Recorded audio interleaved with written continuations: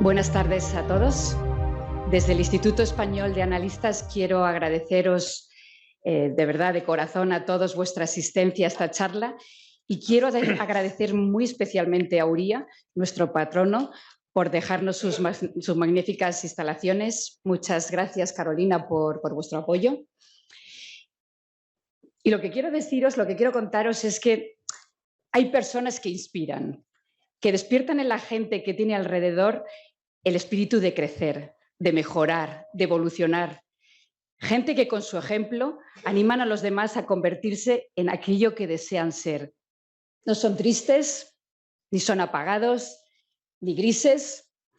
Son alegres y grandes y hacen que los demás se sientan grandes también al participar con ellos en un proyecto. Todo avance logrado por la humanidad siempre ha sido estimulado por gente que ha sabido vender un futuro ilusionante, por gente que ofrece algo diferente. Puede ser lo que ofreces, o cómo lo ofreces, o cómo haces sentir al que se lo ofreces. El mundo está cambiando y será de aquellos que tengan pasión, empuje, aquellos que no solo tengan una cantidad enorme de energía, sino que además pueden proporcionársela a quienes le rodean. Son gente que se diferencia, porque sin esa diferencia las posibilidades de éxito son muy limitadas. Eduardo Baviera, fundador y CEO de Clínica Baviera. José Miguel Isidro, fundador y presidente de Europac. Enrique Asunción, fundador y CEO de Wallbox. Y Nacho Méndez, analista de Bancos de Santander y moderador en la sesión de hoy. Estáis hoy todos aquí porque con vuestro trabajo, con vuestras acciones, inspiráis a otros a soñar más, a aprender más, a hacer más y a ser mejores. Gracias a todos por hacernos el honor de dedicarnos vuestro tiempo y por contarnos cuál ha sido vuestra diferencia. Todo vuestro.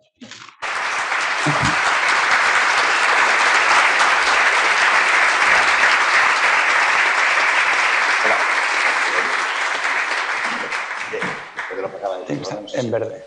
En verde. Después de lo que ha dicho Lola, no sé si bajarme de aquí porque no debería estar, pero... bueno, hoy estamos aquí con tres grandes triunfadores, ¿no? Y lo que sí que querríamos es que nos diesen las claves que ellos han tenido para triunfar, como bien dice el anuncio de hoy, ¿no? Y probablemente empecé aquí contigo, Eduardo, ¿no? O sea, ¿cuáles han sido esas claves para triunfar? ¿Qué consejos nos darías a todos nosotros para conseguir ese triunfo, ¿no? Bueno, en primer lugar, Lola, muchas gracias por tu siempre inspiración y ilusión que le pones y piropos que nos has dado, que eso de los mejores todos somos más o menos iguales, que las circunstancias de la vida te lleva donde te lleva. Pero bueno, por hacer una síntesis, yo en mi experiencia, yo digo que hay 4 claves en las cuales no es que te lleven al triunfo, es que el triunfo te viene, o sea, te arrolla. Y yo diría que una es la pasión, te daré un pequeño... La segunda es el riesgo, la tercera es la ética y la cuarta el liderazgo. Yo, por ejemplo, la pasión, yo me acuerdo cuando tenía 15 años, pues mis amigos leían libros de los 5 y yo me leí la biografía de Lee Iacocca, que era un tal... no lo entendía, pero digo, esto gusta. Entonces eso te da una pasión, te da tal. Luego me leí el manifiesto comunista de Carlos Marx, luego tal, luego con 16 años le quería comprar a mi padre unas acciones que tenía de una pequeña empresa. O sea, luego... pues, o sea, tener pasión hace que es que solo visualizas el decir, yo quiero hacer algo, que en mi vida pase algo. Luego está el riesgo, que tienes que medir, pues saber defender y saber atacar. Eso también es bastante clave. O sea, muchas veces me han dicho que estoy loco. Y entonces cuando te lo dicen, te asustas, ¿no? Sobre todo me lo ha dicho gente, me acuerdo, estuve en Pricewaterhouse 2 años y entonces como yo quería montar una empresa, me hizo una oferta un cliente que era un empresario. Y entonces, como había tenido muy buenos números, el presidente me llevaron ahí al despacho de arriba, antes era Pricewaterhouse solo y era más pequeñito todo, ¿no? Pero de muchos años. Y me dijo, pero tú estás loco, te vas a ir con un empresario con 25 años, pero tú vas a fracasar seguro. Y joder, me fui ahí agobiado. Luego, en el 2008, en plena crisis, compramos Alemania y un analista de UBS muy bueno, muy reputado, pero estáis locos. O sea, eso se me ha repetido mucho. Entonces, bueno, no es loco, es simplemente, ahora le llaman disruptivo, o sea, que cambias un poco de tercio. Luego la ética. Lola siempre me dice, me hace gracia cuando me dice alguna vez, joder, Eduardo, es que tú no me engañas. Digo, joder, pero es lo normal, ¿no? Dice, hombre, es que hay muchos CEOs o tal, perdona que descubra este pequeño secretillo, pues credibilidad. Eso es muy importante porque esencialmente el empresario conecta a personas para conseguir cosas, ¿no? O ideas. Entonces la credibilidad y la ética y tal, pues se gana con el tiempo y con las acciones. Y luego también, finalmente, pues habilidades de liderazgo, y sobre todo sobre ti mismo. O sea, también lo digo, la credibilidad va muy unida a eso, pues al liderazgo, y ahí es la comunicación, saber motivar, saber vender, o sea, saber hacer brillar a la gente los ojos.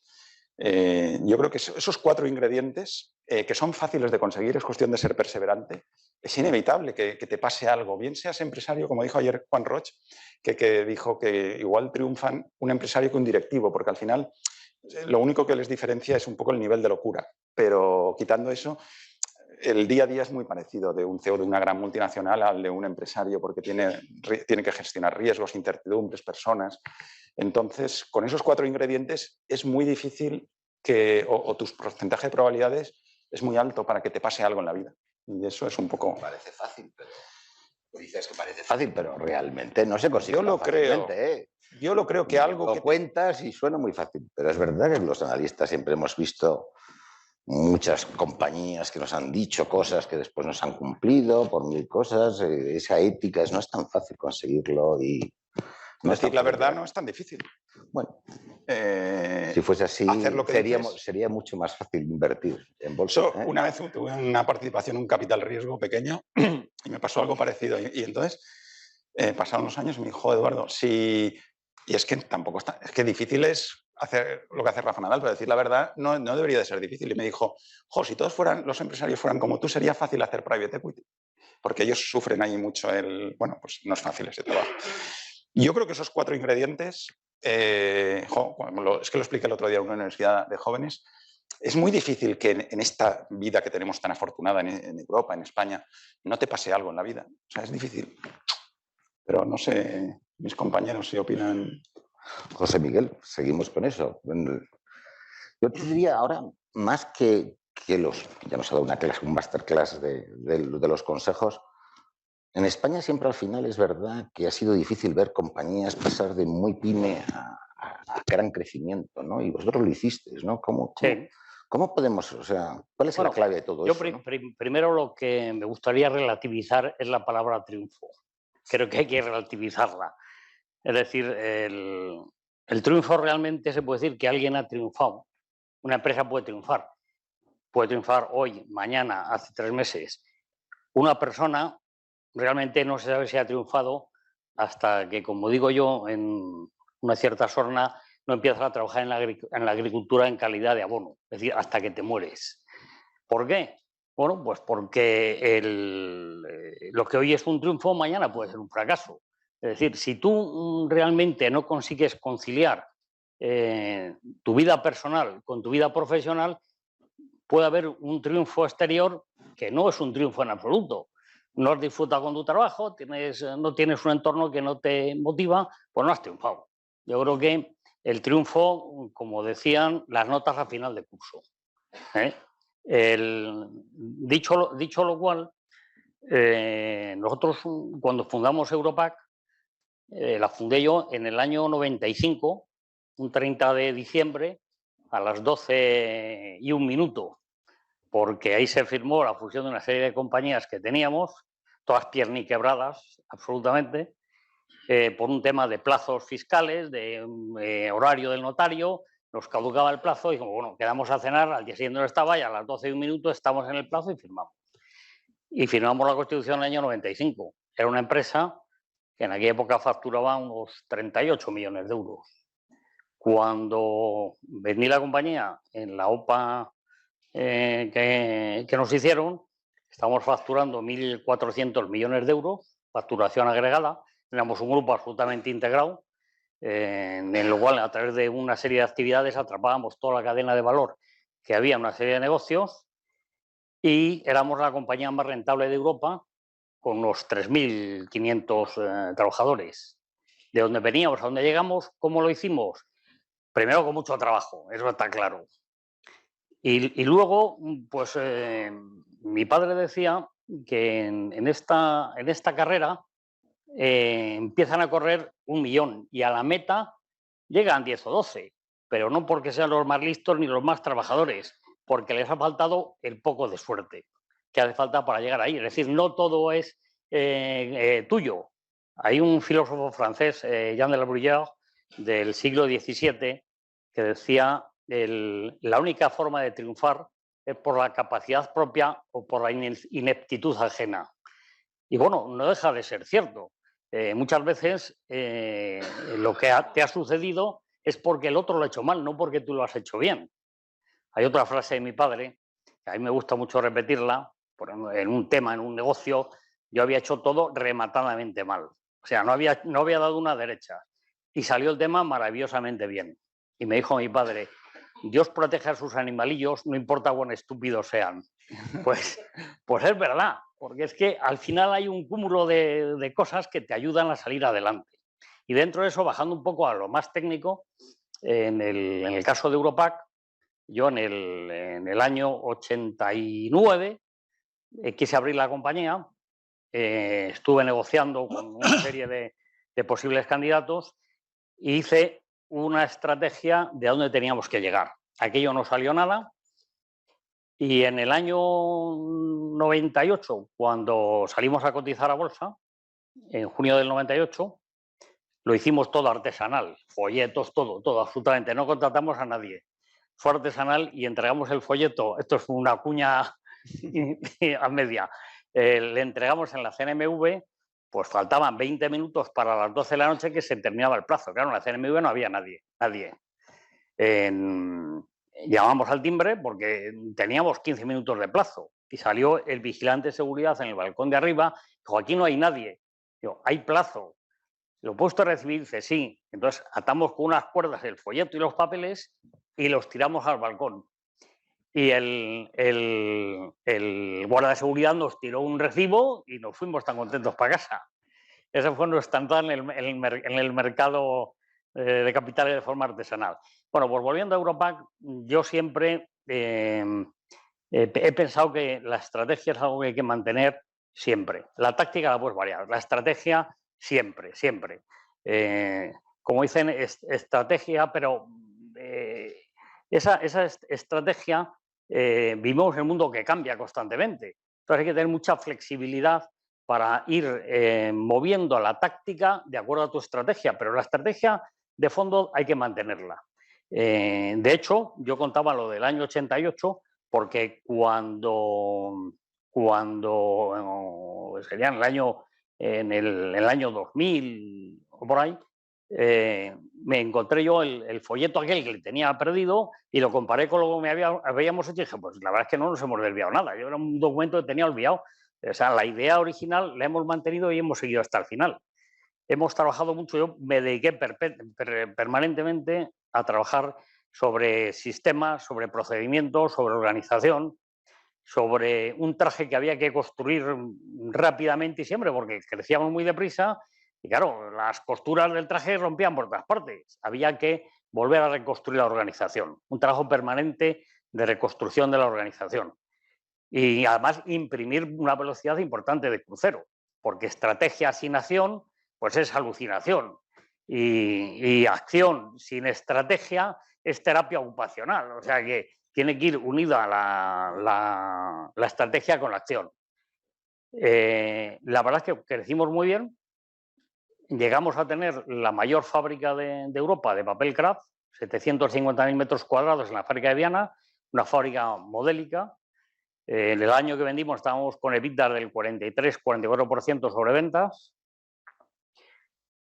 Y bueno, nos hemos dedicado mucho a los recursos humanos para poder crecer, porque al final es la materia de la que dispones. Con los activos les compras el dinero, si el proyecto es bueno, o lo ponen los accionistas, lo ponen los bancos, pero el equipo, los procedimientos y los sistemas no los pone nadie. Y si tú no haces bien ese trabajo, te encuentras que has crecido y lo que tienes es un triángulo isósceles. Cuando tienes que buscar es un triángulo equilátero. Es decir, tienes una base muy pequeñita y es un triángulo muy alto, muy alargado, y eso es inestable. Entonces tienes que crecer sobre procedimientos y sistemas, porque si no, no sabes nunca ni dónde estás, no puedes crecer, es imposible crecer. Y luego hay que tener una cosa muy importante, que es voluntad de crecer. Yo he visto muchas compañías que me preguntan y hablamos en muchos foros, ¿y qué hay que hacer para crecer? Y yo siempre digo, querer. No todo el que puede crece. O sea, que muchos tienen las condiciones para crecer, pero no todos quieren. No todos quieren salir de la zona de confort. No todo el mundo quiere asumir una serie de riesgos.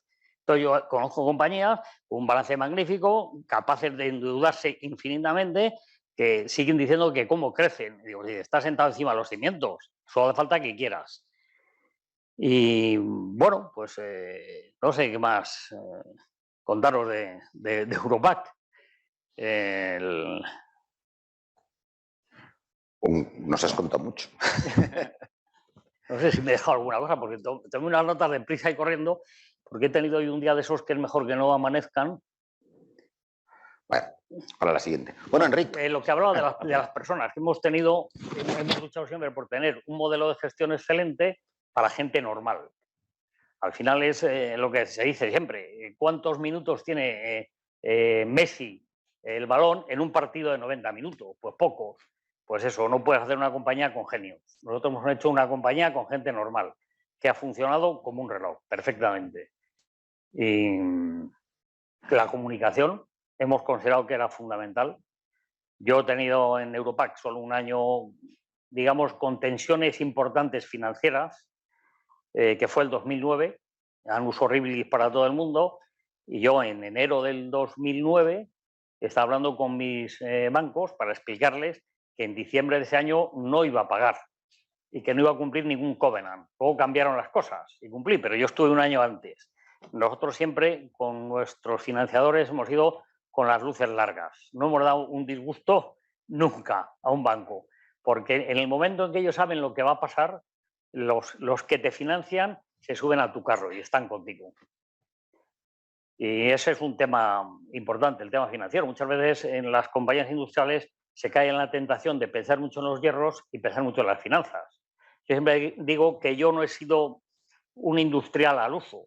Es decir, yo tengo una formación financiera, he sido más financiero que industrial y he trabajado con un derivado que son los hierros que tenía por ahí, las 38 fábricas que teníamos. Pero podían haber sido de papel o de chorizo de cantimpalo. Pero, bueno. No. Pues muchas gracias. Bueno, Enrique, en este país siempre ha sido difícil ser empresario, ya no quiero decir lanzar una startup, ¿no? Consejos para lanzar una startup que todos nos preguntamos y ver cómo conseguir que eso salga adelante, que eso ya debe ser para nota, ¿no? ¿Qué nos dirías de todo esto? Bueno, perdona que te interrumpa, voy a decir otra cosa que me está acordando ahora. Y todo esto, es decir, el crecimiento es muy complicado, porque no tenemos un marco estable. Vivimos en lo que yo llamo la democracia aleatoria. Es decir, no sé si muchos os acordaréis de un gran humorista, escritor, se murió hace muchos años, Álvaro de la Iglesia, que tenía un programa en la televisión que decía, pregunte lo que quiera y le contestaré lo que me dé la gana. Pues la democracia aleatoria es lo mismo, vote lo que quiera y gobernaremos como nos dé la gana. Es decir, los votos que tú haces no responden a nada, o sea que es que vivimos en un mundo que cambia constantemente. Cada día te levantas con una cosa absolutamente diferente. Es decir, que lo que este señor va a contar ahora tiene mucho más mérito. Bueno,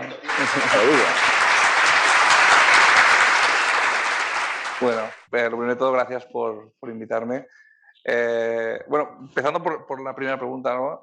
Al final, también estoy muy de acuerdo contigo con lo que dices del triunfar, no existe tal cosa. Y para Dora y para mí, yo creo que la clave de que Wallbox crezca como crece y que seamos los mejores, o al menos luchemos para ser los mejores, es porque nunca hemos tenido la sensación que hemos triunfado y creo que nunca en la vida la tendremos, ¿no?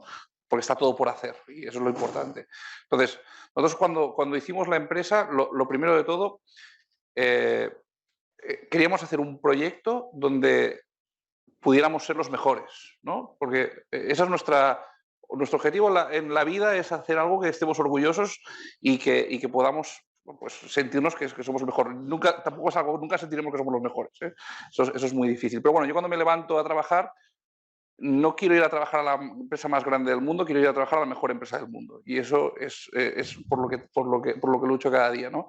Entonces, tienes que entrar en un mercado y empezar en un sector donde realmente tengas la oportunidad de crecer y de ser el mejor, porque si empiezas algo que está muy establecido, es muy difícil, con poco dinero o con poca tecnología o con poca historia, llegar a ese nivel, ¿no? Entonces, nosotros empezamos en el sector del cargador del coche eléctrico en un momento donde casi no hay coches eléctricos ni hay cargadores. Entonces, es un reset a cero, no es como los depósitos de gasolina que llevan 100 años existiendo, los coches que llevan 100 años existiendo, sino no existe. Entonces, hay una oportunidad, ¿no? Entonces, eso es lo primero. Tenemos la oportunidad, yo creo, única en la historia, única en la vida para mí, yo al menos, de decir, tengo la posibilidad de hacer algo y de liderar, ¿vale? Lo segundo, y esto es muy importante en cómo vemos las cosas, es el crecimiento y el plan de negocio, o no el plan de negocio, los objetivos del plan de negocio a corto plazo no los fija la compañía. Como dices tú, que hay que querer crecer. Si quieres ser líder, es el mercado, no estás solo en este mundo. Entonces, si tú quieres liderar algo y quieres triunfar o ser el líder en algo, no tienes todo el tiempo del mundo pues para tener un market share que te permita liderar ese sector, estar en todos los países que tienes que estar. Entonces, al final, porque tienes una ventana de oportunidad limitada, no tienes toda la vida. Como decíamos, es algo que está empezando y por lo tanto no me puedo esperar 10 años bueno, yo ya iré haciendo y a ver dónde llego. No. Nosotros empezamos la empresa y decimos, mira, el 2025 es el año en que el coche eléctrico ya estará un 15 o un 20% de las ventas del coche eléctrico, creo que será más seguramente, ya estamos viendo que está creciendo muy rápido y tenemos que ser en ese año un 20% del market share mundial, ¿no? Entonces, a partir de ahí es como montamos nuestro plan de negocio. Es decir, bueno, estamos en el 2015 a 2025, ¿qué tiene que pasar para llegar aquí? Entonces, bueno, la sensación esa de que los objetivos de la empresa, obviamente el plan de negocio lo hacemos nosotros, ¿no? Pero los objetivos no vienen de mí ni vienen de nosotros, vienen de la realidad, ¿no? Yo digo a veces que vienen de Dios. O sea, eso son innegociables.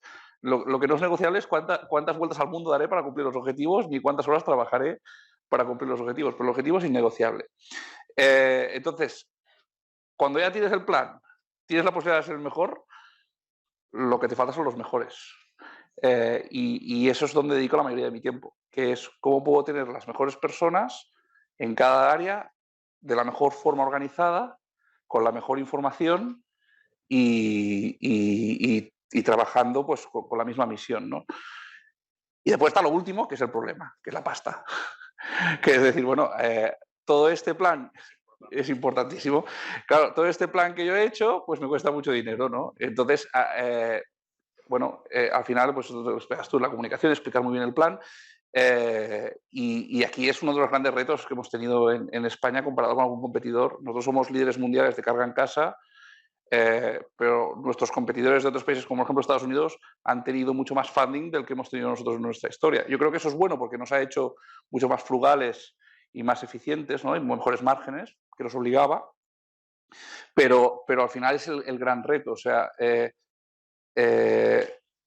a montar una industria que además es startup, que es de alto crecimiento y que sabes que te vas a tirar 7 años sin ganar dinero, ahora este año ya a final de año, si todo va bien, ganaremos dinero.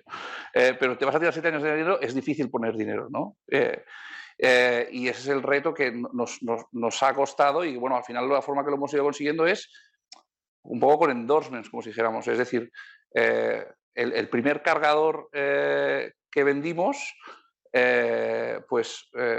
me acuerdo que fuimos a una eléctrica española, Verdola, lo enseñamos cómo sería, ¿no? lo que les presentaríamos y dijeron, bueno, me acuerdo que antes de ir ahí pues teníamos la típica presentación, pues era una caja vacía, el cargador estaba un prototipo, ¿no? Y yo preguntaba, cuando hablemos de nuestros clientes, ¿qué ponemos? Porque no tenemos ningún cliente. Y eso era el 2016. Y pusimos una página en blanco que ponían nuestros clientes y estaba en blanco. Y dijimos, bueno, no hay ningún cliente. Vosotros siempre seréis el primer cliente. Y eso no hay dinero en el mundo que lo pague. Ahora de momento es el 100% de mi empresa trabaja con vosotros. Luego será el 50%, luego será el 30%, pero siempre seréis mi primer cliente. Luego Iberdrola, gracias a eso, invirtió en la compañía, empezó los primeros inversores y fue como funcionó. Pero la forma que lo hemos ido haciendo y creando la confianza pues es con contratos, pues acompañar de forma muy delicada el crecimiento de la compañía con el crecimiento de la inversión, ¿no? Y así es como lo hemos hecho. Maravilloso. Yo creo que en eso que cuentas, que es de un mérito absoluto, absoluto, y sobre todo llegar a donde habéis llegado, es difícil. Es difícil y sobre todo en la parte financiera, que me parece milagrosa. Eso me parece milagrosa y tío, os habrá costado mucho. Muchísimo, sí, sí. Bueno, también hemos tenido muy buenos inversores que han entendido y siguen entendiendo, ¿no? la visión de futuro, y con la salida a bolsa pues todavía más, sí, sí. Claro, y en una cosa nueva hay una máxima, digamos, en el mundo de los negocios, por lo menos para mí la tengo ahí arriba, que es que puedes cometer todos aquellos errores que te permitan seguir cometiendo errores. Es decir, que si cometes un error enorme, se acabó la historia, ahí has terminado. Entonces eso es muy importante. Yo creo que la gran maestra, el gran maestro del devenir de una empresa no son los éxitos, sino los fracasos. Es decir, el fracaso te ayuda a analizar. Analizas más profundamente lo que ha pasado y por qué ha pasado. El éxito es tuyo o del vecino que estaba dormido o vaya a saber de quién. Eso es importante. Muy bien. Una cosa, estamos aquí con dos empresas familiares, ¿no? Y siempre se ha dicho que las empresas familiares ponemos objetivos mucho, bueno, y una startup, ¿no? Y ya ha dicho Enric cómo ve los objetivos a medio plazo, ¿no? Pero es verdad que en bolsa siempre estamos acostumbrados mucho a fijarnos objetivos en el corto, y probablemente eso es la gran diferencia muchas veces que se ha hablado de las empresas familiares con las empresas cotizadas o gestionadas por profesionales, ¿no? ¿Realmente veis esa diferencia entre una empresa familiar, una empresa gestionada directamente sin ese grupo familiar o esos objetivos a medio plazo? ¿Cómo veis eso, Eduardo? Yo lo veo, o sea, vamos a ver, has mencionado dos esferas. Uno es la familiar y otro es la cotizada. O sea, yo creo que hoy en día está muy actual, ha irrumpido mucho porque ha creado mucho valor el private equity, y ahí sí está claro que el periodo siempre es más corto. Y es que eso se ve en los gestores. Yo cuando contrato a alguno que viene de ahí, es que flipan con nosotros cuando hacemos planes a 10 o 20, o qué va a pasar de aquí 20 años. O sea, eso es algo así, se lleva dentro. O sea, entonces yo sí que creo que hay un poquito más de visión a largo plazo, más que familiares, que no seas de un mundo de que tu salario, tu beneficio vea asociado a venderlo de aquí 3 o 4 años. Eso por un lado. Y luego, en la salida a bolsa, pues un poco, otra vez que me pasó una locura, yo te lo conté y te hizo gracia, y es que yo cuando fui a presentar el folleto, no lo tiré, yo fui a la CNMV ahí, me llevó el banco, sí que te contraté banco, que a lo mejor me voy a salir. Y entonces me acuerdo que le conté el proyecto ahí al presidente de la CNMV en esa época, y me dijo, joder, Eduardo, estás loco, ¿eh? Una empresa de verdad, os lo digo por si os pasa. Dice, una empresa de salud y con vuestro nombre y vais a salir a bolsa. Y no lo entendí, aún no lo he entendido. Han pasado 15 años y digo, voy a llamarle un día a preguntarle por qué quería decir eso. Porque yo creo que es mucho peor meter un LBO de estos que endeudan a lo bestia y que si a la primera que la regla falla, y la regla falla, porque la vida es así, pues yo creo que reflejar una corrección de la vida en una cotización es más sano, más lógico, más razonable y más natural con mi visión de vida tradicional económica, que a decir, venga, un concurso de acreedores, al banco no se queda nada, se queda la propiedad del otro, tienes que tal. Entonces yo creo que hay eso. Y luego en relación a la empresa familiar también, por darte un matiz, nosotros, o sea, aunque la compañía tiene nuestro nombre porque lo iniciamos mi hermano y yo, no lo sentimos como una empresa familiar, lo sentimos como, lo digo siempre porque lo aprendí en Estados Unidos, lo leí en un libro y dije, jo, chispa, eso somos nosotros, somos una familia empresarial. Es decir, nosotros, como tenemos 30 años y hay mucha gente que lleva 20, 25 años, pues cuando llevas un tiempo y cuando tienes una forma de ver la vida unido, eso es familia, aunque no tengas tu apellido. Entonces nos llamamos familia empresarial y nos tratamos como una familia, nos cuidamos. Si reñimos tenemos que hacer las paces como en la familia, así nos lo enseñaron nuestros padres. Entonces, yo creo que hay que desmitificar un poco el apego a la... O sea, creo que el punto medio es la virtud. Ni vender en 4 años como hacen los private equity, ni decir que esto tiene que durar 3 o 4 generaciones, porque ese es especialmente muy difícil. O sea, perdurar una empresa muchas generaciones es que es muy difícil. Todo es tan cambiante, entorno, personas, circunstancias, que creo que un punto medio de apego al proyecto, pues creo que te equivocas la mitad por lo menos, porque estás en medio. José Miguel, tú en la empresa familiar también ves muchos problemas. Siempre decías, hay que contener la familia fuera muchas veces de la empresa, Sí. ¿no? ¿Cómo ves eso? No, yo desde el tema de empresa familiar hablo con mucho conocimiento de causa, no por la mía, sino porque he visto muchas y del año 2016 y 2017 fui presidente de la Asociación de Empresas Familiares de Castilla y León, digamos, con confesionario abierto. Y bueno, pues la familia es muy complicada. Es un problema porque las empresas normales gestionan variables concretas. La familia no. Eso es, como yo digo, es material inflamable altamente explosivo. Entonces hay que manejarlo con mucho cuidado. Y entonces en esa gestión empiezan a entrar una serie de variables subjetivas que en una empresa normal no existen. Luego ya tienes un problema de partida. Y luego el tema de hablar de empresa familiar es un nombre demasiado genérico. Es decir, como decía la gran cantante Rocío Jurado, no es lo mismo el atún que el betún y los dos van en lata. Pues bueno, pues en las empresas familiares lo mismo, no todas son iguales ni se parecen en nada. Yo dentro de las empresas familiares, de los miembros de las empresas familiares, hay que distinguir la subespecie gestora de la subespecie extractiva. Y la extractiva tiene 2 subespecies a su vez, que es la alineada con la gestión y la alineada con su bolsillo. Entonces, claro, eso hay que saberlo gestionar y muy bien, porque el que está dentro, en la empresa típica española, la empresa media, que la empresa media es microempresa en España, comparada con lo que hay fuera de España, es una empresa muy pequeñita, hay una concentración familiar demasiado importante. Entonces, los que se quedan fuera ni les dan dividendos ni les dan nada. Pues dicen, estos no hacen nada, no cobran. Los que están fuera dicen, los de dentro se lo están llevando crudo a casa. Con lo cual, el lío suele estar servido siempre. Entonces, hay soluciones de lo más variopinto. El que decide poner, si tiene 4 hijos, les pone el mismo sueldo, mismo coche y todos los directores generales. De esas me las he encontrado así. Claro, al cabo del paso del tiempo, el lío está montado. Está montado y no hay por dónde agarrarle.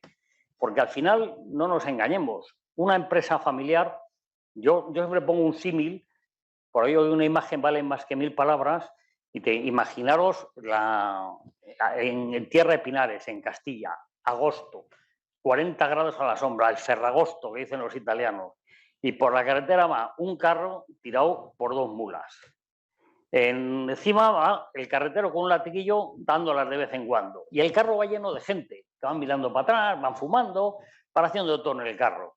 Pues los que trabajan son las 2 mulas. El del latiguillo que va en el pescante es el cuñado listillo. Y el resto es la familia, que no sabe ni dónde va el carro, ni les importa. Lo único que quieren es que el carro pague en un restaurante bueno, que no tengan que pagar ellos la cuenta, mientras el carro siga andando, pues allá que va todo. Esa es la imagen típica de la empresa familiar. Y por eso acaban mal. Acaban mal la mayor parte de las empresas familiares en las que no se diluye digamos, la propiedad. No se diluye entre un número alto de ejecutivos. Cuando la empresa es grande, cuando la empresa es grande, eso se diluye.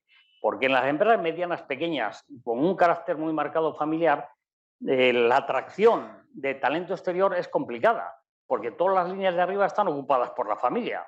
Y entonces eso lleva pues, a la extinción de la empresa. Es decir, hay muchos dramas en la empresa familiar. Yo hablando de esto una vez, que yo no estaba ni metido en lo de la empresa familiar, pues expliqué un poco cómo veía yo la empresa familiar.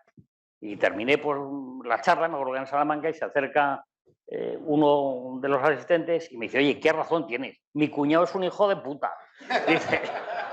Dice, ¿qué razón tiene? Dice, porque siempre hablamos de la empresa familiar, los tópicos de la familia, no sé qué, la visión a largo plazo que hablamos.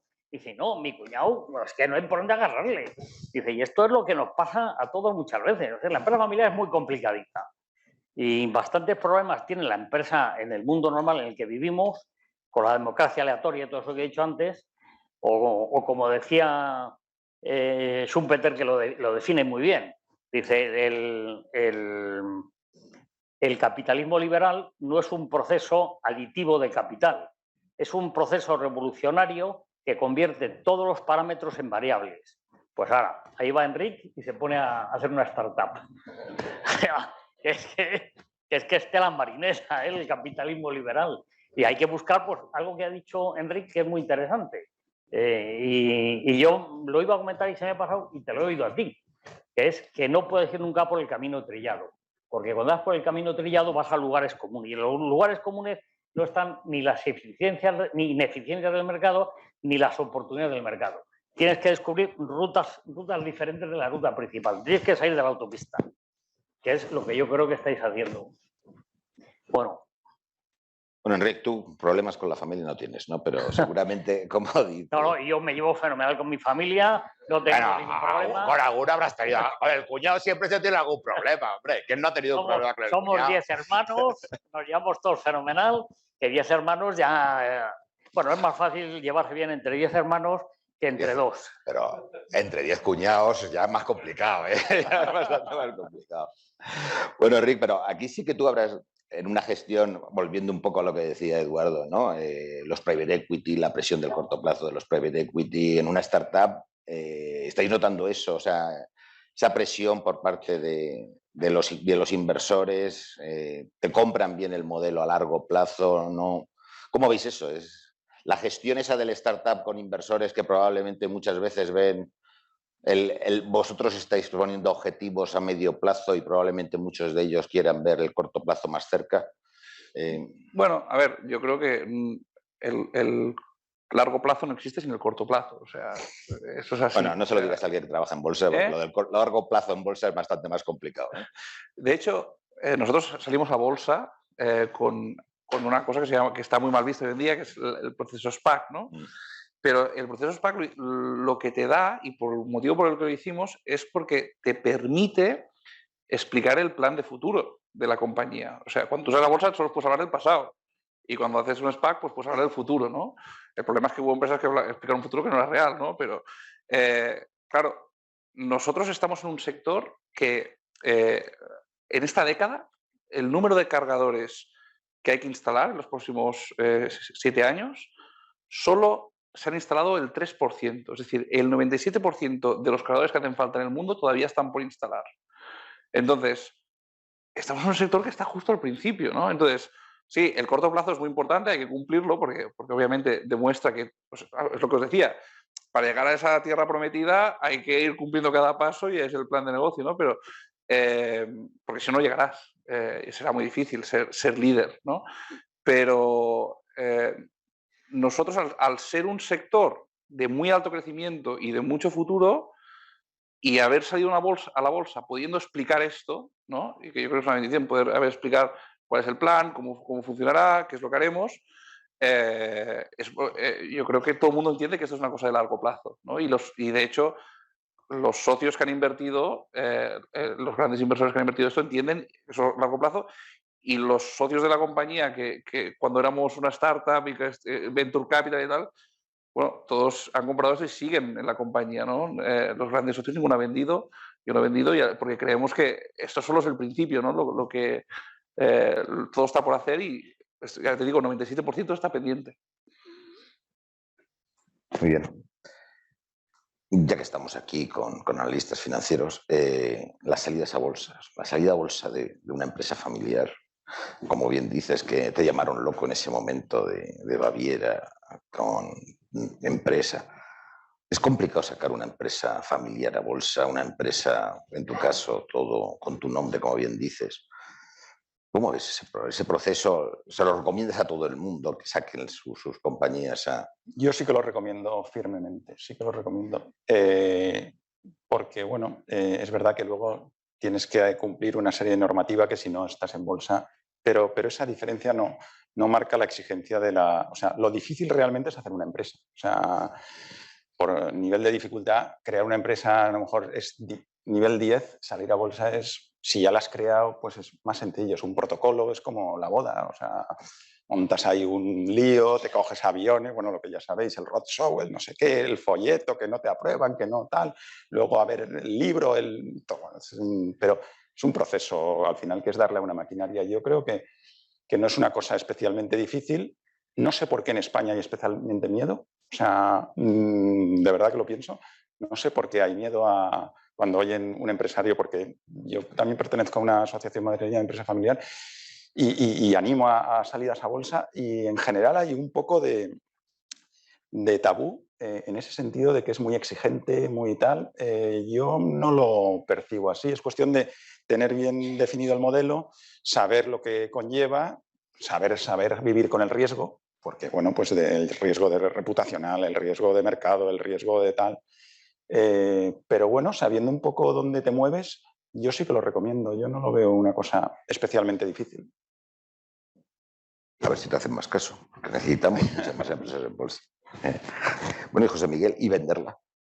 Porque vender la empresa en bolsa, esa es que era una oportunidad que no había que perder. Los problemas familiares en la venta, ¿cómo fue todo ese proceso? ¿O fue muy... Cero problemas. Una compañía grande, la propiedad está diluida, tú date cuenta. En el caso de Europac, cuando Europac sale al mercado, nosotros habíamos ya una historia de hacía muchos años de ser una compañía que hacíamos negocios con socios. Es decir, no era una compañía cerrada, familiar, centrada en hacer papel y cartón. De entrada no hacíamos ni papel ni cartón. Nosotros vendíamos no fábricas, empresas, porque digamos empresa, la montábamos con su maquinaria, la poníamos en marcha, formábamos al equipo, le poníamos un lacito y la vendíamos. Y eso lo hicimos un montón de veces. Y al final nos quedó en el almacén 4 o 5 fábricas, bastante de tritur, la verdad. Y entonces, bueno, pues dijimos, bueno, si al final el sector nosotros hemos hecho operaciones con socios fuera de España, en muchos sitios, y en España. Y en España se nos quedaron estas cosas. Pero el sector en España prácticamente lo habíamos construido nosotros. Y digo, pues somos los que más sabemos de esto. Pues vamos a hacer una compañía y vamos a partir de lo que hay aquí, vamos a ver hasta dónde llegamos. Teníamos unos socios en época, un grupo japonés, Setsu, de la órbita del Sumitomo, que había entrado en el año 92, estuvieron con nosotros hasta el 2003. En el 2003 se marcharon con lágrimas en los ojos porque estaban encantados de venir a España. Cuando iba yo a los consejos, teníamos un consejo al mes, teníamos uno en Madrid y otro en Osaka, y cuando iba al consejo, pues llamaban siempre a la secretaria y la decía la mía, necesitamos, pues no le decía, este análisis de no sé qué, de mercado, no. Queremos que nos traigan jamón loncheado de la Garriga. Eso me lo pedían en todos los viajes. Y por eso digo que era una compañía abierta, no era una compañía familiar que tenía un montón de años de antigüedad. Alrededor del mundo del papel y embalaje llevábamos desde 1890. Una fábrica que tenía mi abuelo, que se cerró en su día. Yo solo la recuerdo porque mi abuelo me llevaba a ver los gatos que había los domingos y a echarle a comer a los gatos. Pero alrededor de ese mundo hemos estado. Y cuando fuimos a vender, yo consideré que había llegado el momento. Habíamos hecho un proyecto, éramos la compañía más rentable de Europa, estábamos en el número 6 del ranking europeo y habíamos terminado un proceso de inversión. Habíamos puesto la deuda en unos niveles muy manejables. La compañía se vendió en 1.710 millones de equity, 710, y tenía una deuda en ese momento de unos 350, ahora hay unos 2.100 millones más o menos para una empresa. Y yo consideraba que para seguir donde estábamos, porque en el mundo de las empresas todo lo que no sube baja, no hay un momento que te puedas quedar, te vas quedando abajo, consideré que había que iniciar un nuevo proceso de inversión no tenía muy claro que el resto de la familia quisiera seguir ese proceso de inversión, había que hacerle a través de deuda. Yo estimaba que tenía que endeudarme en unos 1.000 millones de euros aproximadamente para un plan de inversión a 3 años, con 2 nuevas máquinas de papel, y estábamos en el punto más alto del ciclo. A todo esto sin saber nada del COVID, por supuestísimo. Eso fue algo que, vamos, si me pilla a mí el COVID de presidente de Europac, no hay orfidal en toda Europa para que yo duerma por las noches. Claro, o sea que me quité eso además. Entonces consideré que había llegado el momento de vender. No consulté nada con la familia. Dije, oye, que vendemos. Ah, pues muy bien. No hay más discusión. ¿Y en cuánto? Digo, en bastante. No hubo más discusiones familiares que esa, ¿eh? Entonces, bueno, pues vendimos la compañía y seguimos en la misma línea después de eso que habíamos llevado siempre.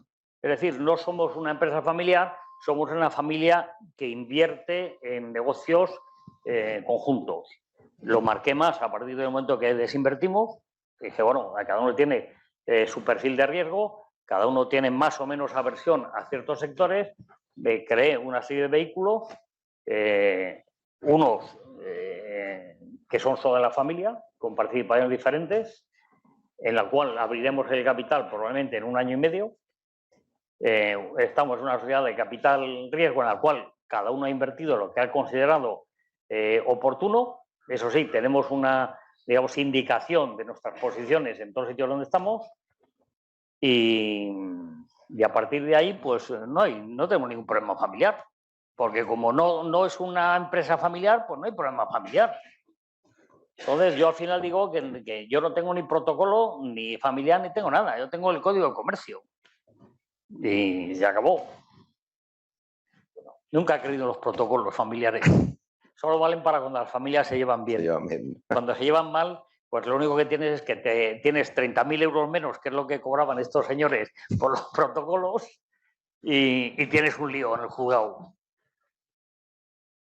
Bueno, Enrique, y lo tuyo de sacar una empresa en Nueva York en pleno COVID con una SPAC, eso ya es lo más, ¿no? Cuéntanos esa experiencia que tiene que ser como para notar, ¿no?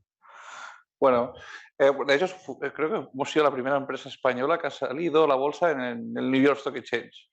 Hay 2 o 3 más que cotizan, pero que salieran. Fuimos la primera y la verdad es que fue bastante complicado a nivel de procedimiento y legal. Al final, al hacerlo con una SPAC, lo primero que tienes que hacer es buscar la SPAC, ¿no? Entonces, nos vinieron varias y claro, ¿cómo decides cuál va a ser tu socio? Y al final, bueno, ellos no tienen nada en la gestión, pero lo que traen es gente con mucha experiencia que se llaman los sponsors. Y bueno, vimos varios, teníamos varias ofertas, pero al final también dicen el precio al que creen ellos que el mercado aceptará la compañía, ¿no? Y yo cuando había fundado la compañía al principio pensaba, me fijé mucho en la marca Thule, la de los portabicis, porque me parecía increíble que vendieran algo que es hierro bajo su marca y vía el fabricante de coches. Es decir, tú no te compras una vaca o un portamaletas, lo que sea, de BMW, tú quieres el Thule, que es el bueno, ¿no? Y el fabricante de coches no ha sido capaz de forzar su marca, ¿no? Y digo, yo tengo que hacer lo mismo con Wallbox, o sea, es lo que hacemos, no hacemos marca blanca. Tú tienes que querer un Wallbox, no un cargador de BMW, ¿no? Y es para lo que luchamos. Entonces, la persona que había hecho eso en Thule era el chairman de una de las SPACs que conocí, ¿no?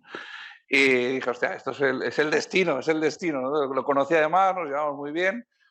Le pedí que fuera el chairman de Wallbox, que ahora de hecho es Anders Pettersson, que es un sueco, que es el chairman de nuestra compañía. Y para mí fue ese el flechazo con este grupo, ¿no? Además estaba el ex-CEO de Chrysler, ex-CEO de General Motors también. Somos gente que nos ayuda en la compañía. Sobre todo un equipo muy americano, la antigua responsable bueno, no me sale la palabra en español, pero bueno, del transporte, o sea, la que se encarga de las subvenciones para carga pública en el transporte, secretaria de Transport. La secretaria de Transporte también es del grupo de nuestra SPAC, ¿no? Entonces, lo primero fue escoger las PAC y fue muy fácil. Al final eran estos, no había otra opción. Y lo segundo pues, era hacer el roadshow, ¿no? Y yo creo que nosotros hemos tenido una suerte con el roadshow que yo lo he hecho desde Barcelona, mi despacho. Y además, increíble porque podíamos o sea, yo trabajaba de 8 de la mañana hasta 3 trabajaba en Wallbox, y que además ese año, el año que salimos a bolsa, crecimos mucho, o sea, no nos perturbó, ¿no? Y de 3 de la tarde hasta la 1 o 2 de la mañana trabajaba en la IPO, porque claro, como era en Nueva York, pues podía hacer las reuniones por la noche, ¿no? Entonces, el no tener que viajar, el poder hacerlo desde el despacho, pues bueno, fue muy, la verdad, yo creo mucho más sencillo que lo que os habéis encontrado vosotros, que hacer el roadshow viajando, ir viendo inversores, pero bueno, no fue fácil tampoco, no es agradable. Fácil en COVID sacar algo a bolsa en Nueva York con SPAC, no sé yo. Pero bueno, fue desde Barcelona. Y luego, ya cuando estaba, esto es una tontería, pero cuando estábamos a punto de salir el día de la campana, yo quería saber el NISE por la campana, me hacía ilusión. Porque puedes coger el Nasdaq o el NISE, ¿no? El Nasdaq no tiene campana. Y yo quería campana. Bueno, está el tema del market maker y tal, ¿no? Pero, pues, claro, con el COVID no podíamos ir a Estados Unidos. Y bueno, pidiendo a la embajada, explicando tal, pues 2 días antes de la toma de campana nos dieron el permiso a solo 3 personas de la empresa, a Eduardo, mi socio, y Jordi, nuestro CFO, fuimos los 3 a tocar la campana, en pleno COVID también, pero bueno, fue una gran experiencia, sí, sí. Si abriésemos preguntas en la sala, sería perfecto, si hay alguna. O no quiere nadie preguntar porque todo el mundo quiere saber del derbi. ¿Qué es eso, hombre? Aquí. Sí, yo quería redundar un poco también entre, no sé si la dicotomía o digamos las dos fases, que es la financiación vía equity por un private equity y la financiación directa por bolsa, ¿no? Es decir, en teoría, el private equity es probablemente un comienzo para que una empresa posteriormente salga a bolsa, o un medio de salida de los inversores del private equity, ¿no? Pero últimamente está habiendo como una especie pues eso, de dicotomía, es decir, que si lo haces por el private equity, no lo haces por bolsa y casi como una guerra, ¿no? Entre mercados, llamaríamos, ¿no? ¿Qué os parece esta situación? Es decir, poniendo uno frente a otro, ¿cuáles son las ventajas? ¿Cuáles son los inconvenientes? ¿Son compatibles? Un poco esta idea, ¿no? Yo te respondo a una cosa respecto al private equity. Probablemente Enrique sepa más de este tema porque lo ha vivido en sus carnes, más directamente. Pero yo considero que para hacer un proyecto de futuro y meter a un private equity es vender tu alma al diablo. Es decir, vender tu alma al diablo. Quiero decir que vas a estar condicionado por una serie de cosas y a tomar una serie de decisiones en función de alguien que te ha puesto los fondos que necesitas para desarrollar la empresa, pero te ha exigido mucho. Yo he visto caer muchas empresas por el private equity. He visto muchas empresas que se las ha quedado la compañía private equity porque no han cumplido todos los covenants que tenían. O sea, a mí me gusta más una salida en mercado, la confianza del mercado, si la consigues, está depositada en los gestores y a partir de ahí trabajas. ¿Que lo haces bien? Sabes que el mercado te va a responder siempre. Ese es mi punto de vista. Bueno, nosotros hemos tenido, yo creo, mucha suerte con los socios porque los primeros socios fueron family offices, pero family offices que han ido con tickets cuando ha hecho falta de 10, 15 millones, o sea, han tenido la capacidad de seguir y llegar a invertir entre los family offices más de 100 millones en las fases iniciales de la compañía. De hecho, los family offices han participado en la IPO incluso, o sea, es gente con familias, sobre todo de la mayoría de Barcelona y de aquí de Madrid, que han visto a largo plazo. Entonces, teníamos una base muy potente que cuando estábamos en la fase del Venture Capital también, a mí me ha pasado muchas veces ir al consejo, que al final son las familias, y decir, esto te lo pongo yo, con estas condiciones te lo pongo yo. O sea, eso me ha pasado mucho, que a veces lo hacía expresamente, ya iba con algo para que me lo pusieran ellos. Y entonces, eso es la suerte que hemos tenido. Y luego hemos tenido un venture, el principal venture que hemos tenido que ha sido, bueno, hemos tenido Iberdrola, que es el segundo socio de la compañía, que también es industrial, a largo plazo, un cliente que nunca ha tenido la intención de quedarse la compañía, sino de ayudar comercialmente todo lo que pueda y que eso sea una inversión que le ayude a él para poder tener los productos que necesita, pero con una vocación de ser el primer cliente, pero no mucho porcentaje de las ventas, ¿no? Es un poco... Al final, Enric, lo que has tenido es la confianza de tus accionistas. Exacto. No te has puesto en manos de un private equity. He tenido Venture Capital, pero yo creo que he tenido un Venture Capital espectacular que la verdad que Beatriz González, que es la que lo lleva, también es una persona que no es un Venture Capital normal, yo diría, piensa mucho en el largo plazo. Entonces he tenido socios espectaculares, todos mis socios, y ahora en la salida a bolsa también, tengo socios que son muy buenos y que de hecho hace poco hicimos un private placement y muchos de los socios volvieron a participar. O sea que yo creo que he tenido mucha suerte con los socios.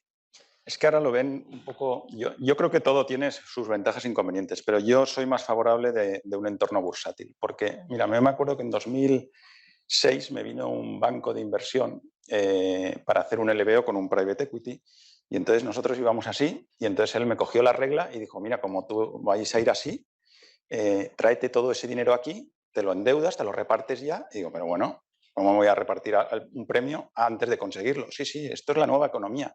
Porque digo, pero es que lo que me vas a dejar de dinero es posible que no te lo pueda devolver. Y dice, Eduardo, ahora las deudas no se devuelven, ahora se pasan. Claro, eso era 2006. La que se vino ahí con Lehman Brothers enseguida 2007, efectivamente tenía razón que las deudas no se devuelven. No se devolvieron casi ninguna.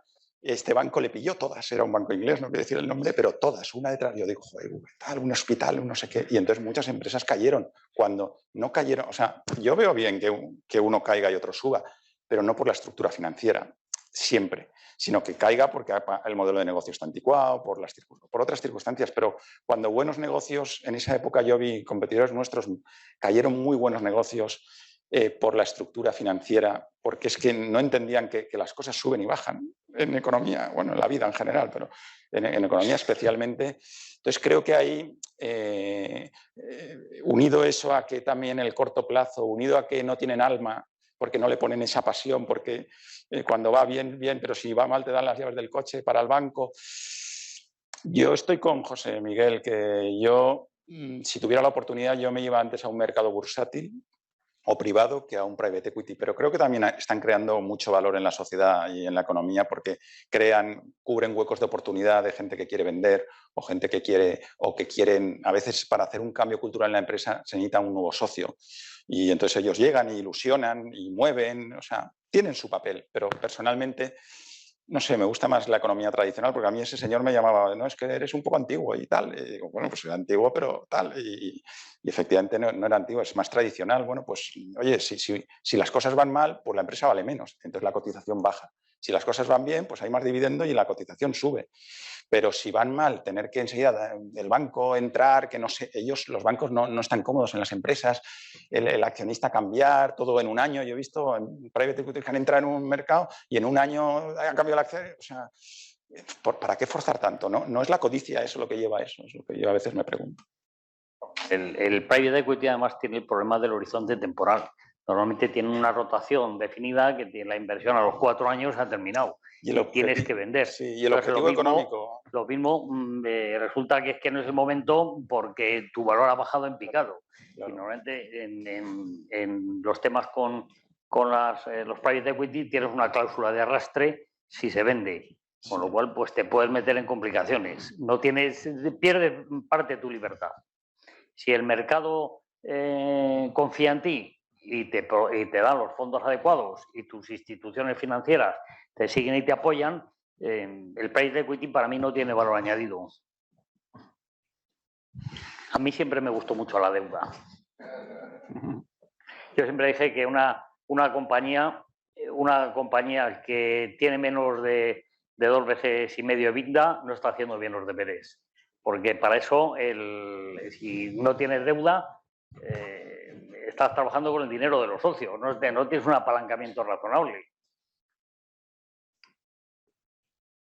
En España tenemos 141 compañías cotizadas con una capitalización por encima de 100 millones de dólares.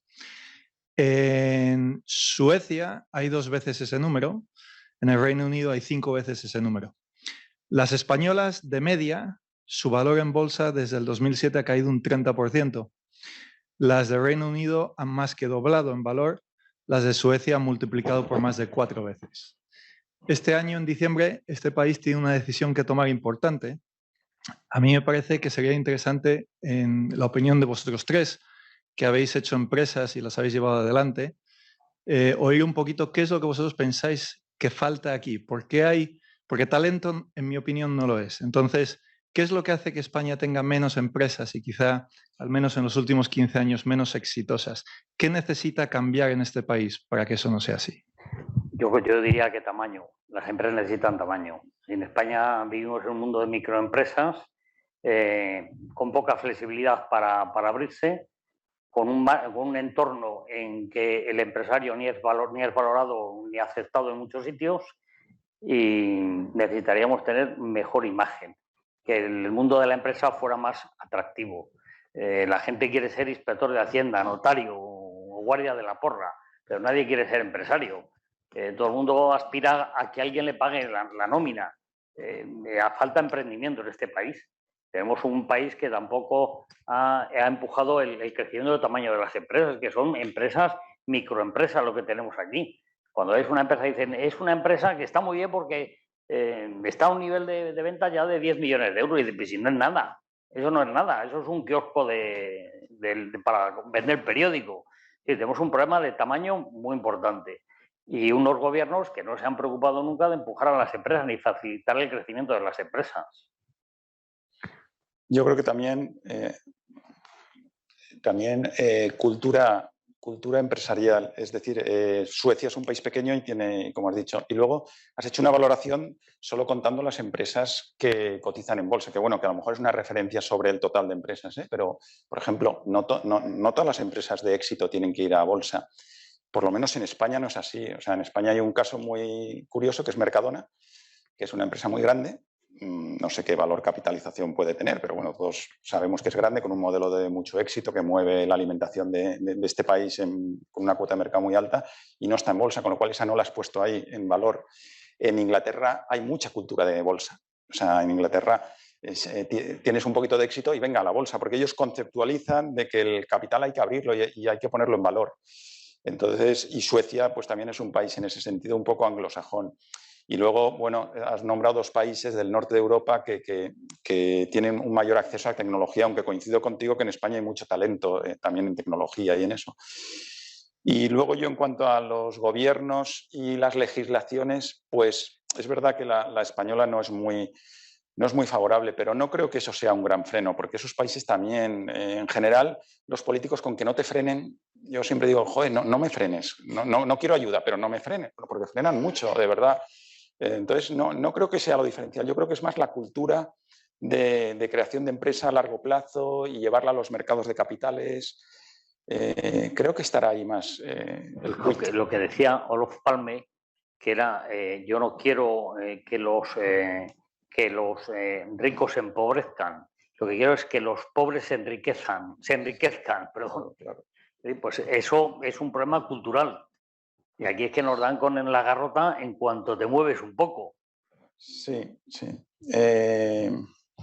Bueno, acaba de salir las declaraciones de la ministra, esto sí. Se asocia un poquito, pero es igual, si tú lo llevas dentro, tú llevas dentro el querer hacer algo, aunque te digan lo que sea, tú lo haces. O sea, no sé si eso frena mucho. O sea, yo no creo que alguien sea empresario o no porque esté bien visto en la sociedad. Yo creo que tú eres empresario porque quieres vivir una aventura. Sí, pero Eduardo, lo que frena mucho de verdad es algo que he comentado yo al principio en el crecimiento, que es la falta de la aversión al riesgo, la aversión a salir de la zona de confort, y tenemos empresas muy pequeñitas. Cierto. Y cuanto más familiares son, que han hecho siempre lo mismo, no quieren salir, no quieren salir de ahí. Totalmente de acuerdo. Preguntan siempre cómo lo pueden hacer, pero no lo hacen nunca y ni lo van a hacer nunca, no salen de la zona de confort. Sí.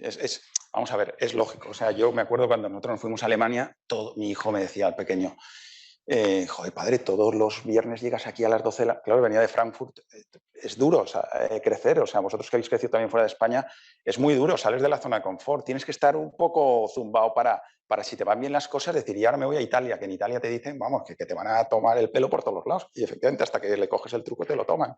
Y luego te vas a Alemania, o sea, el crecimiento, yo estoy contigo, que es esencial. Amancio Ortega decía que es que si no, no sobrevives, porque el mundo como avanza, si no, tú no avanzas, tú retrocedes.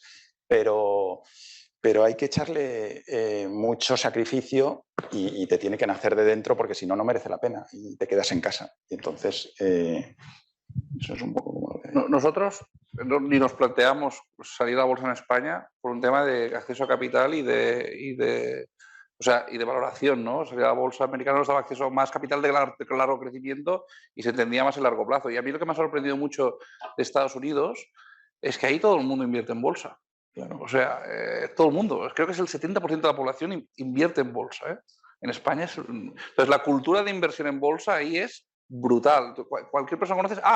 estás en una reunión con alguien que vas a... pues voy a comprar unas acciones de tu empresa. Quiero decir, está muy en la cultura de las personas invertir, y yo creo que eso también influye mucho en las valoraciones, ¿no? Si al final es un país, un mercado enorme, donde la gente es natural en entrar directamente en la bolsa e invertir, yo creo que eso debe influir también.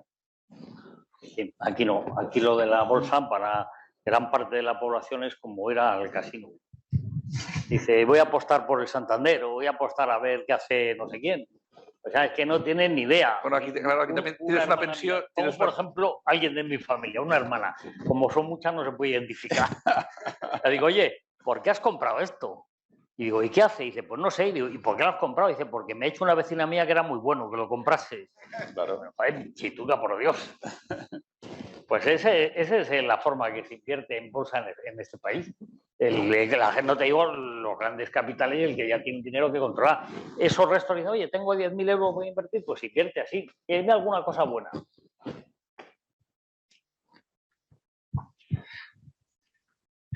Muy buenas. Yo quería volver un poco más al lado más metafísico del proceso del triunfo, si lo queréis decir de alguna forma.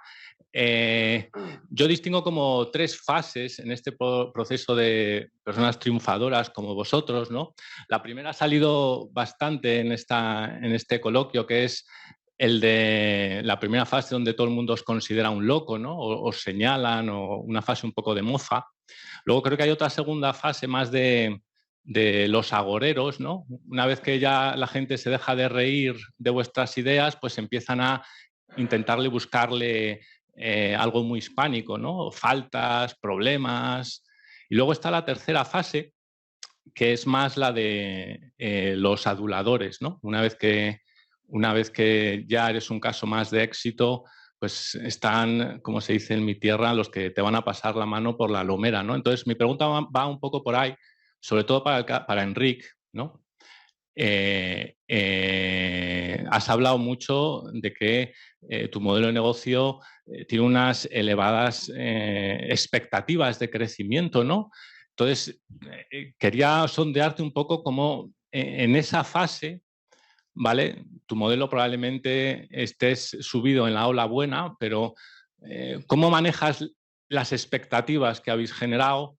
¿Cómo manejas esa gente que se te puede aproximar, esos aduladores? Si ves que es un riesgo o no, que os desviéis del camino inicial.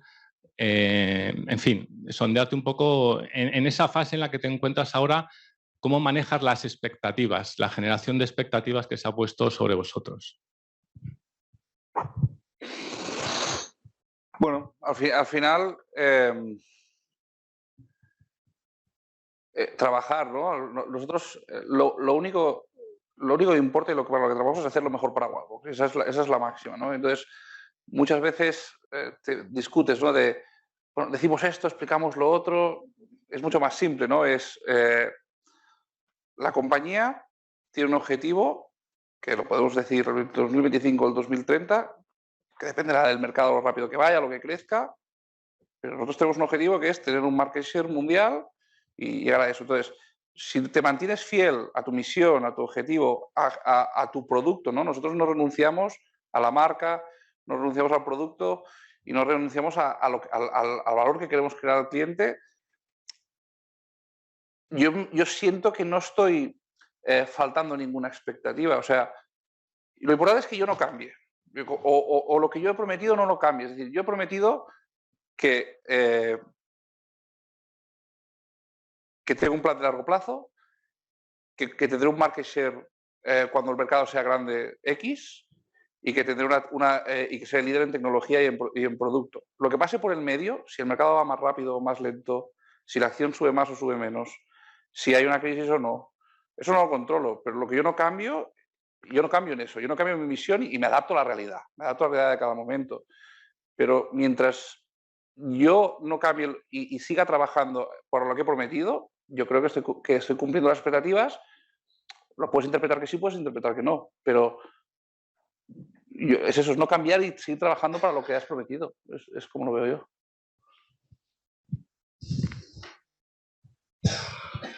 Hola, lo primero, enhorabuena por ser triunfadores y darnos consejos. Sé que la palabra triunfar ya la habéis comentado que no os gusta demasiado, pero bueno, sigo dándoos las gracias por estar aquí y explicarnos las cosas. Enric, en 2015 lanzaste la empresa, ya estás en más de 30 países. Es una historia de éxito como ha sido Europac o Clínica Baviera. En el futuro, ¿cómo podéis ayudar a gente que no ha triunfado? ¿Qué consejos daríais a esas empresas pequeñas, a esas empresas o a esos empresarios o a esos jóvenes que están en la universidad? ¿Qué nos decís a nosotros para que les transmitamos a nuestros hijos? Un poco ese mensaje, ¿no? Un poco el mensaje de futuro, para que ahí estén dentro de nada pues nuestros hijos explicándonos cómo han triunfado, ¿no?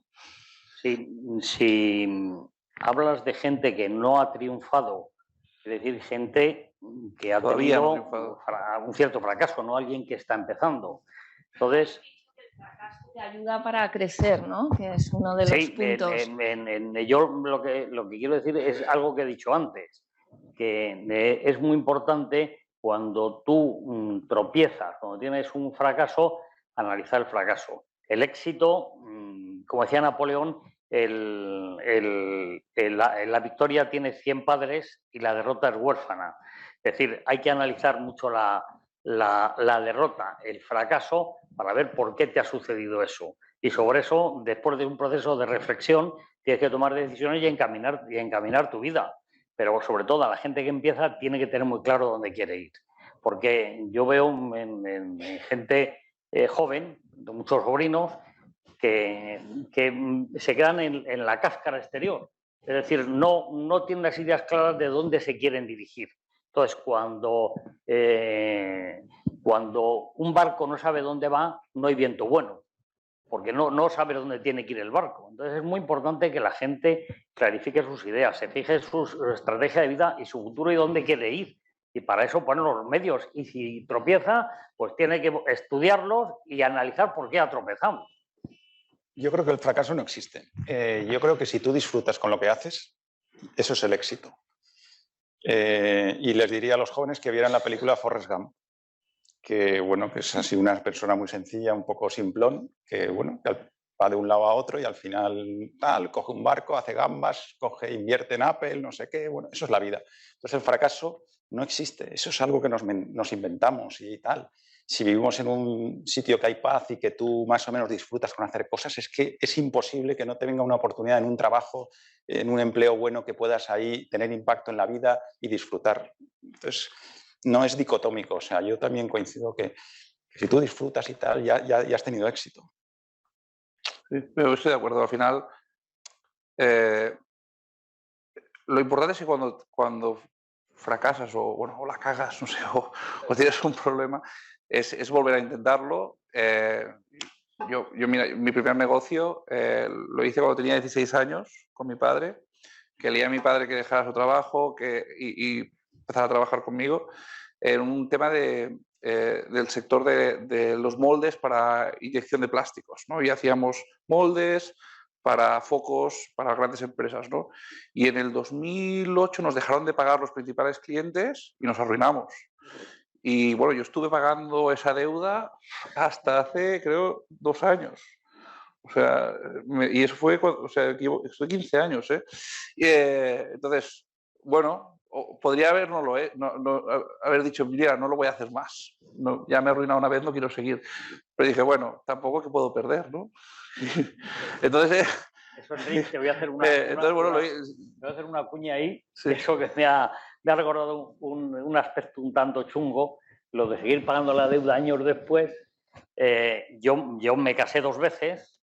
De la primera vez, pues poco antes de la separación, en España no había divorcio, me tuve que ir residenciar en Nueva York porque había un tribunal de la Rota y entonces la disolución tenía efectos civiles. Bueno, pues estuve pagando durante 3 años un viaje a las Maldivas a plazos de mi ex, que ha sido con ella. Lo recuerdo, me acuerdo por lo que dices tú, lo mal que santa pagar las deudas de algo que se ha terminado y seguir pagando.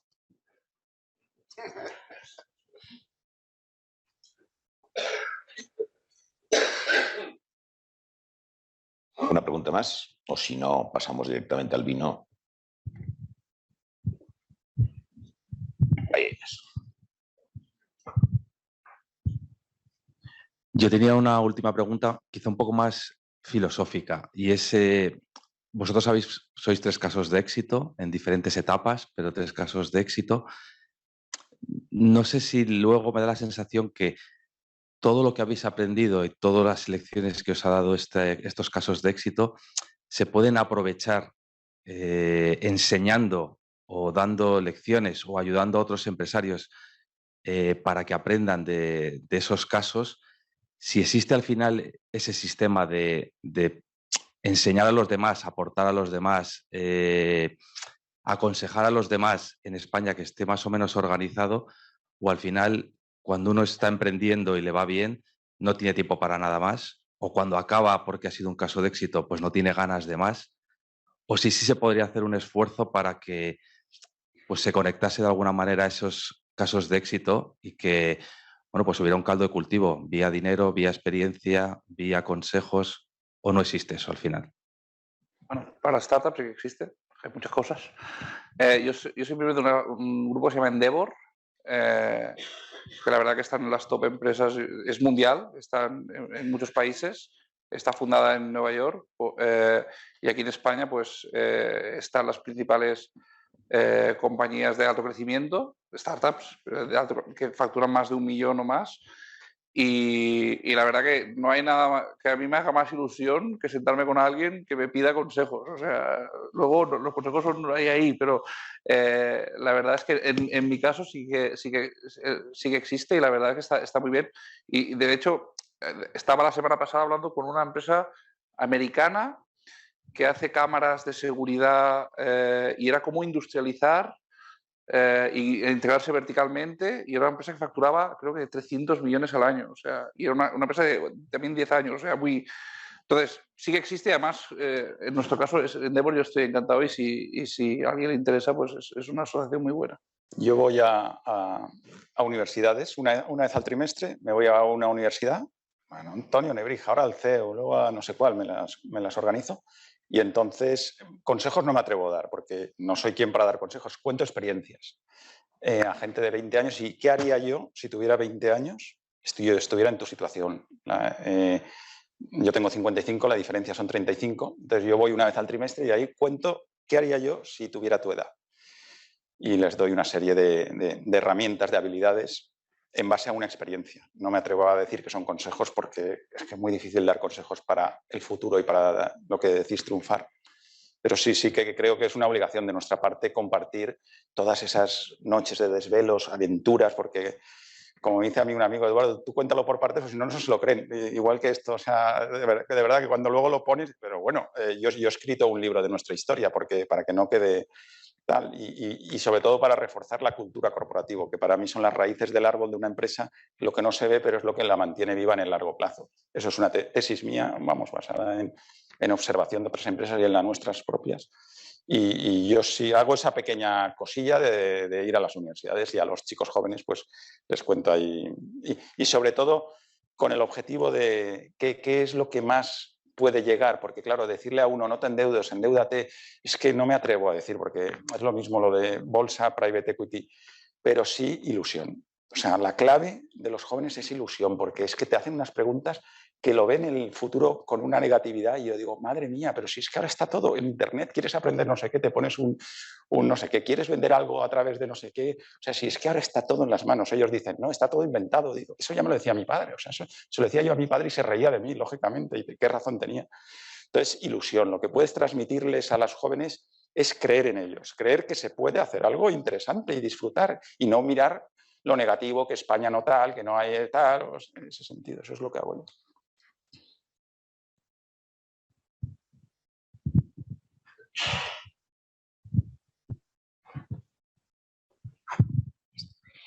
Buenas a todos. Pues yo creo que la pregunta es un poco a los tres, pero en relación a lo que habéis dicho también tú, sobre todo Eduardo.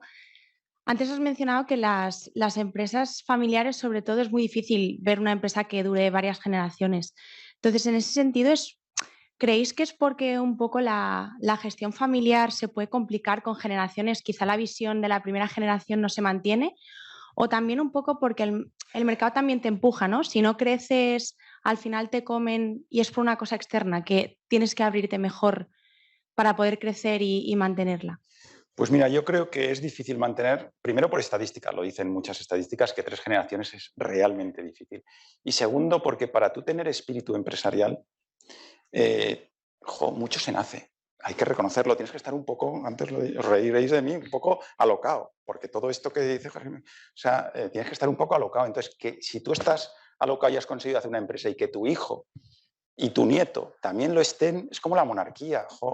Nosotros, yo qué sé, yo creo que ahora tenemos un rey muy bueno, pero ¿qué probabilidad hay de que su hijo y su nieto, en este caso su hija y su nieto, sean tan buenos? O sea, porque es que un buen cirujano no es el hijo de un buen cirujano es alguien que ha dejado su vida por ser eso. Entonces, por probabilidad, esto es un tema de probabilidad. La probabilidad de que un espíritu emprendedor, porque si no lo tienes, ni creas la empresa ni la mantienes, que es más difícil que crearla, porque la tienes que renovar. Renovar es más difícil que crear, porque tienes que transformar sobre algo que ya funciona. Entonces, que esa estadística de probabilidad se dé en 1, 2 y 3 generaciones, pues es pequeña. Si a eso le añades que hay sesgos, como decía José Miguel, de que si tú un socio o un compañero o un ejecutivo no funciona, pues chico, no funciona. Pero si hay un vínculo emocional, afectivo, pues el no funciona, a lo mejor te lo tienes que tragar. Entonces eso le añade otra complejidad. Creo que esas son esas 2 variables las que hacen que no puedan perdurar las empresas familiares muchas generaciones, o que hacen que la probabilidad sea pequeña. Ford creo que es, o sea, hay muy pocas, pero bueno, no por eso hay que desanimar a perdurar 3 o 4 generaciones, ¿eh? No quiero decir eso, solo quiero decir que esos 2 factores es lo que hace especialmente difícil. Hombre, yo creo que en la medida en que una empresa crece y se van incorporando generaciones al ámbito empresarial, en la medida en que van pasando al estatus de propietario y no de gestor, la empresa puede perdurar. Es decir, donde tiene que estar el propietario es en el consejo, pero no en la gestión. Ni a todo el mundo le gusta, ni todo el mundo está preparado, ni todo el mundo tiene iniciativa, como dices tú, ni está motivado para desarrollar una empresa.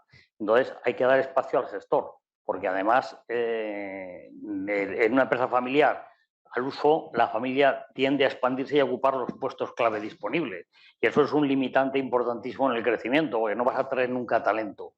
El talento no va a ir a una empresa en la que los puestos clave son de la familia, porque el que va tiene 0 oportunidad. No hay permanencia, no hay recorrido profesional, no hay consolidación de equipos directivos.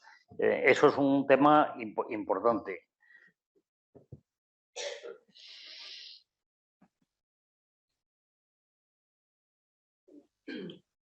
Pues muy bien, aquí damos por zanjada la sesión.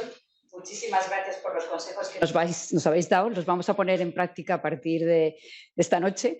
Y solo para acabar, deciros una cosa. A mí me dicen siempre, bueno, Lola, ¿tú inviertes en bolsa? Y digo, no, yo no invierto en bolsa. Yo invierto en compañías. Invierto en equipos directivos. Invierto en ellos. Y ahora nos tomamos un vinito. Venga, vamos.